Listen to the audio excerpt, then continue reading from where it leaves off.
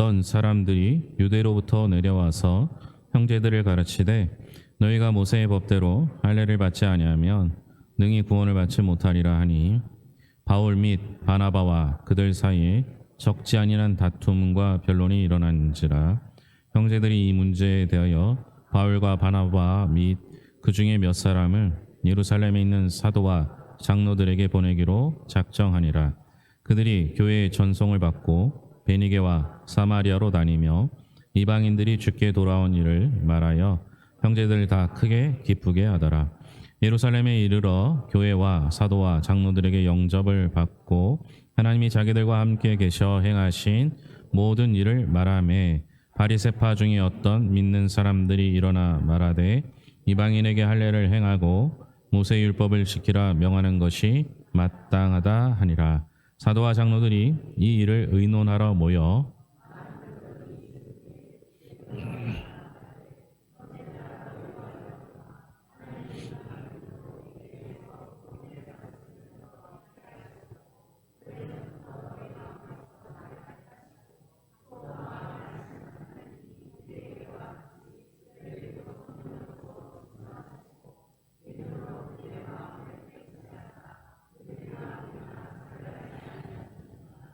그런데 지금 너희가 어찌하여 하나님을 시험하여 우리 조상과 우리도 능히 매지 못하던 멍에를 제자들의 목에 두려느냐.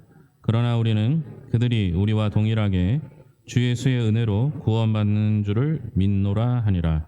온 무리가 가만히 있어 바나바와 바울이 하나님께서 자기들로 말미암아 이방인 중에서 행하신 표적과 기사에 관하여 말하는 것을 듣더니 말을 마침에 야고보가 대답하여 이르되 형제들아 내 말을 들으라. 하나님이 처음으로 이방인 중에서 자기 이름을 위할 백성을 취하시려고 그들을 돌보신 것을 시몬이 말하였으니 선지자들의 말씀이 이와 일치하도다 기록된 바 이후에 내가 돌아와서 다윗의 무너진 장막을 다시 지으며 또 그 허물어진 것을 다시 지어 일으키리니 이는 그 남은 사람들과 내 이름으로 일컬음을 받는 모든 이방인들로 주를 찾게 하려 함이라 하셨으니 즉 예로부터 이것을 알게 하시는 주의 말씀이라 함과 같으니라. 그러므로 내 의견에는 이방인 중에서 하나님께로 돌아오는 자들을 괴롭게 하지 말고 다만 우상의 더러운 것과 음행과 목매어 죽인 것과 피를 멀리하라고 편지하는 것이 옳으니 이는 예로부터 각성에서 모세를 전하는 자가 있어 안식일마다 회당에서 그 글을 읽음이라 하더라. 이에 사도와 장로와 그 중에서 사람들을 택하여 바울과 바나바와 함께 안디옥으로 보내기를 결정하니 곧 형제 중에 인도자인 바사바라는 유다와 실라더라. 그 편에 편지를 붙여 이르되 사도와 장로된 형제들은 안디옥과 수랴와 길리기아에 있는 이방인 형제들에게 문안하노라. 들은즉 우리 가운데서 어떤 사람들이 우리의 지시도 없이 나가서 말로 너희를 괴롭게 하고 마음을 혼란하게 한다 하기로 사람을 택하여 우리 주 예수 그리스도의 이름을 위하여 생명을 아끼지 아니하는 자인 우리가 사랑하는 바나바와 바울과 함께 너희에게 보내기를 만장일치로 결정하였노라. 그리하여 유다와 실라를 보내니 그들로 이 말을 말로 전하니라. 성령과 우리는 이 요긴한 것들 외에는 아무 짐도 너에게 지우지 아니하는 것이 옳은 줄 알았노니 우상의 제물과 피와 목매어 죽인 것과 음행을 멀리할지니라. 이에 스스로 삼가면 잘되리라. 평안함을 원하노라 하였더라. 그들이 작별하고 안디옥에서 내려가 무리를 모은 후에 편지를 전하니 읽고 그 위로한 말을 기뻐하더라. 유다와 실라도 선지자라 여러 말로 형제를 권면하여 굳게 하고 얼마 있다가 평안히 가라는 전송을 형제들에게 받고 자기를 보내는 사람들에게로 돌아가되 바울과 바나바는 안디옥에서 유하며 수다한 다른 사람들과 함께 주의 말씀을 가르치며 전파하니라. 아멘.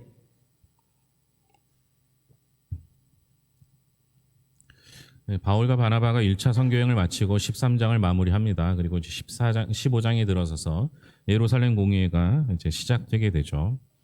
우리도 목회를 하다 보면 큰 행사를 치른 후에 항상 어려움이 생길 때가 있습니다.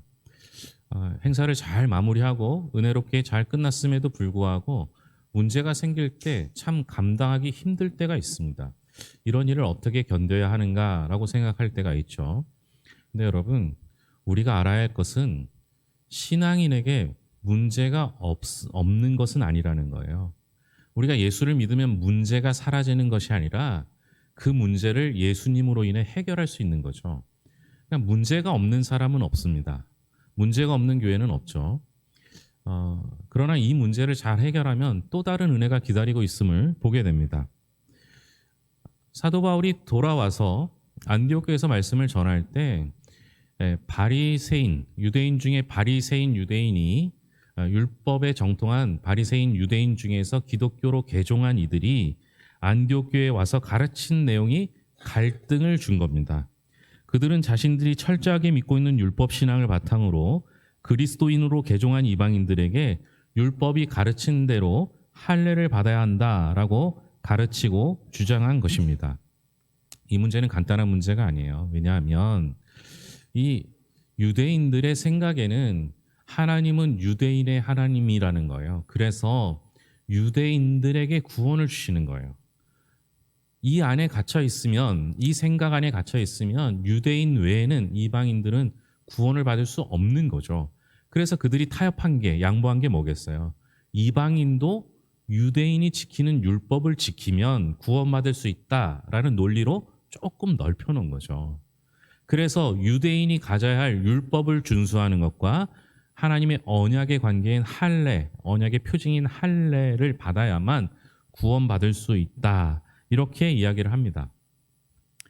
바울이요, 선교 여행을 통해서 안디옥에서 가르친 것은 오직 예수 그리스도로 구원받는 것이라는 겁니다. 그런데 유대인들이 들어와서 유대인이 되어야만, 유대인의 모습을 가져야만 구원받을 수 있다고 하니까 서로 다른 평행성을 가는 거예요.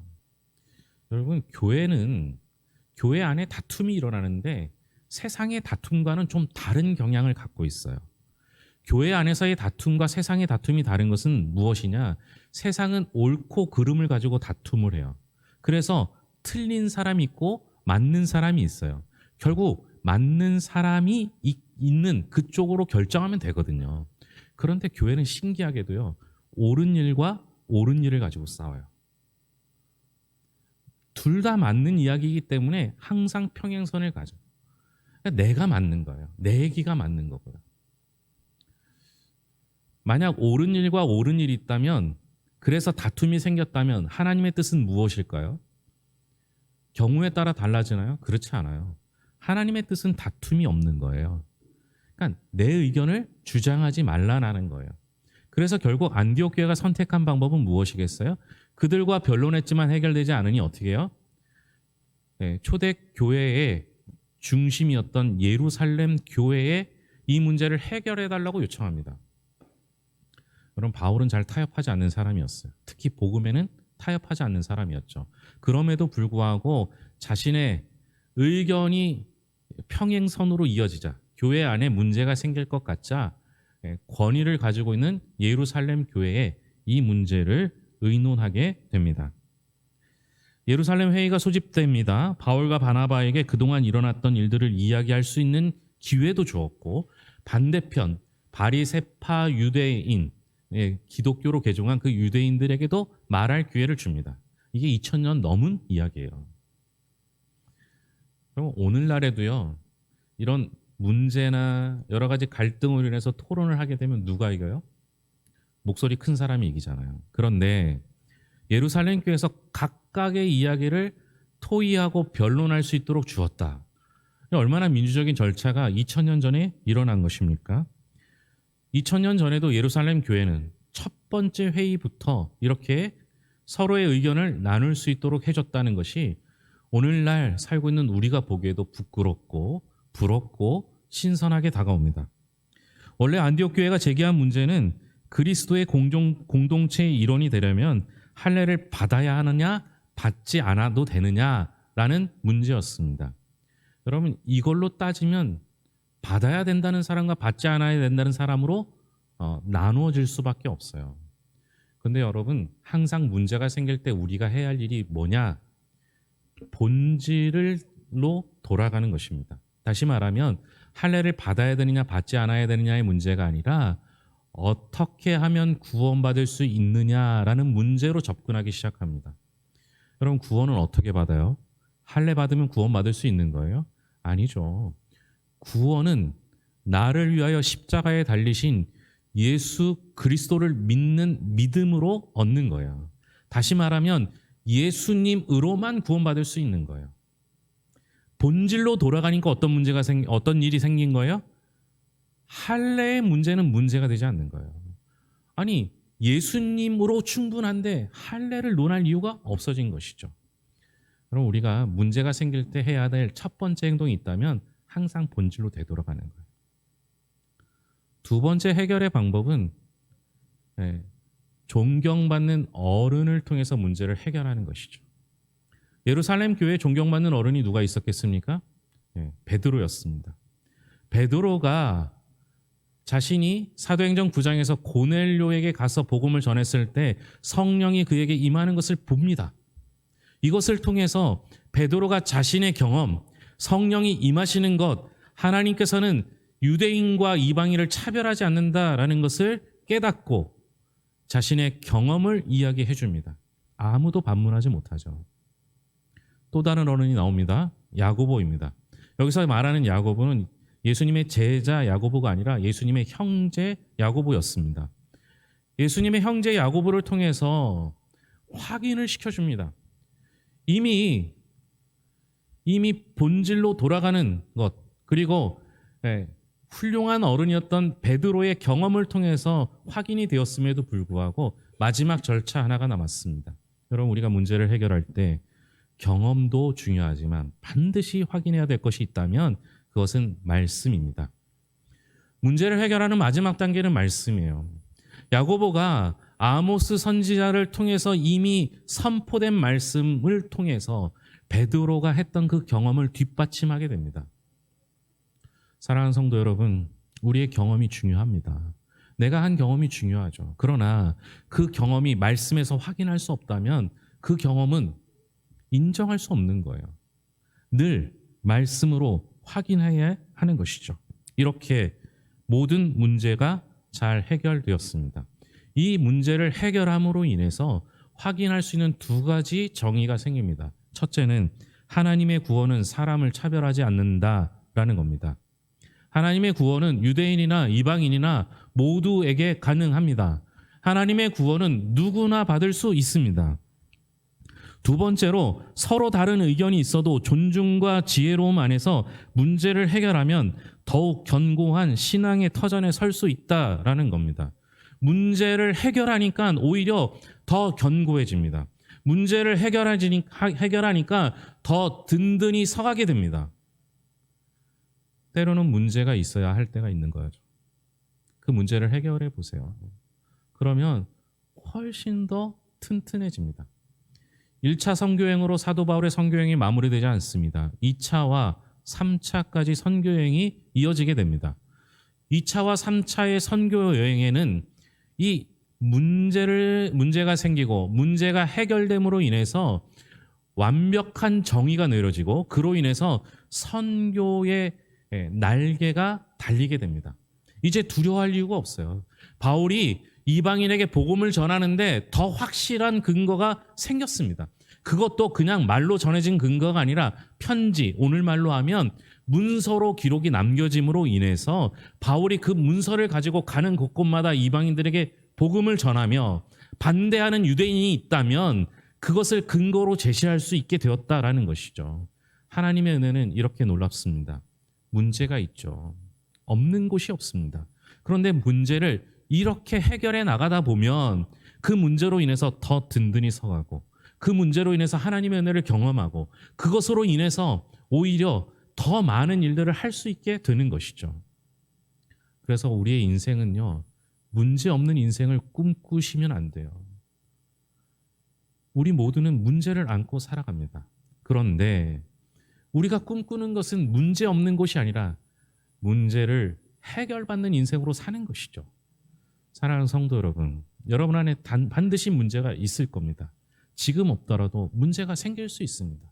그때 우리는 이 세 가지 원칙을 가지고 문제를 해결하시고 그 문제를 해결받는 인생으로서 은혜를 경험하면 좋겠습니다. 문제가 해결되니 공동체가 세워집니다. 예수님께서 승천하시기 전에 사도행전 1장 8절을 통해서 제자들에게 오직 성령이 너희에게 임하시면 너희가 권능을 받고 예루살렘과 온 유대와 사마리아와 땅끝까지 이르러 내 증인이 되리라 말씀하셨습니다.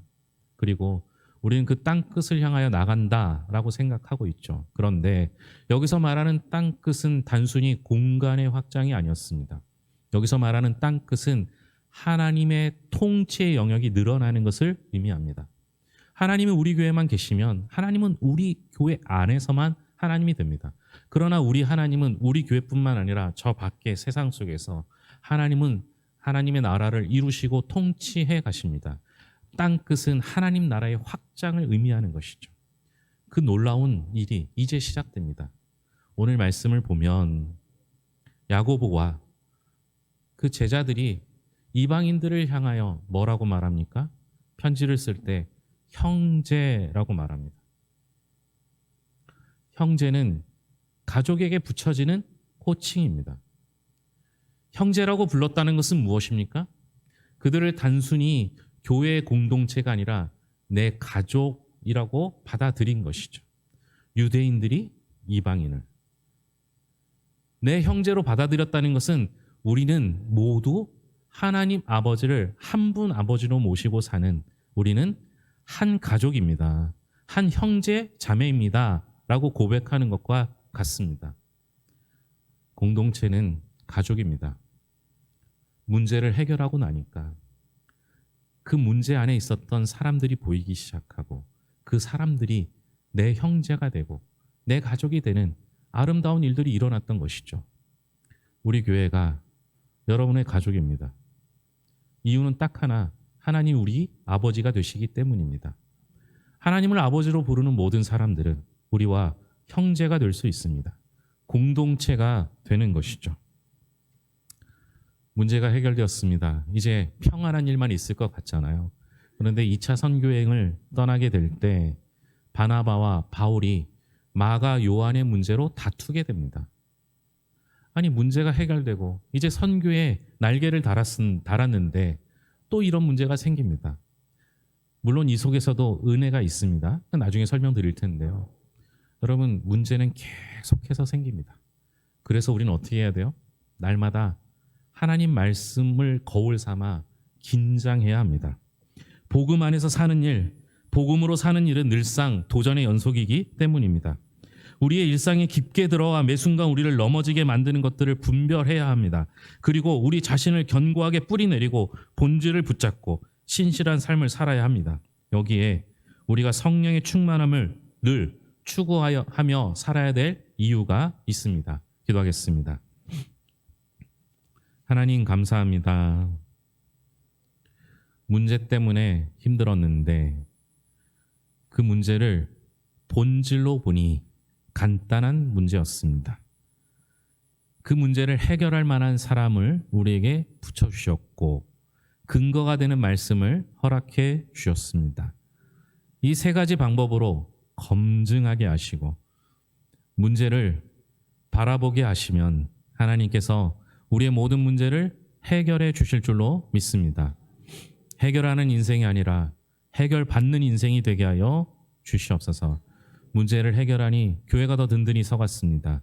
우리 교회 안에 많은 문제가 있을 수 있습니다. 그러나 그 문제를 서로 의논하고 협력하고 기도함으로 문제를 해결하게 하시고 문제를 해결한 후에는 서로 든든히 서가는 시줄과 날줄의 역할을 감당케 하여 주시옵소서. 더불어 우리는 괴산중부교회라는 이름으로 한 형제 자매 되게 하셨습니다. 아름다운 공동체가 되게 하여 주시옵소서. 그래서 이후에 또 다른 문제가 생기면 서로 위로하고 격려하여 그 어려움을 함께 이겨낼 수 있도록 우리를 서로를 돌보게 하여 주시옵소서. 오늘도 주 앞에 나와 기도하는 영혼들 있습니다. 하나님께서 함께하여 주셔서 문제를 들으시고 응답하여 주시며 다시 일어설 힘을 허락하여 주시옵소서. 늘 함께 하실 하나님께 감사드리며 모든 것을 예수님의 이름으로 기도합니다. 아멘.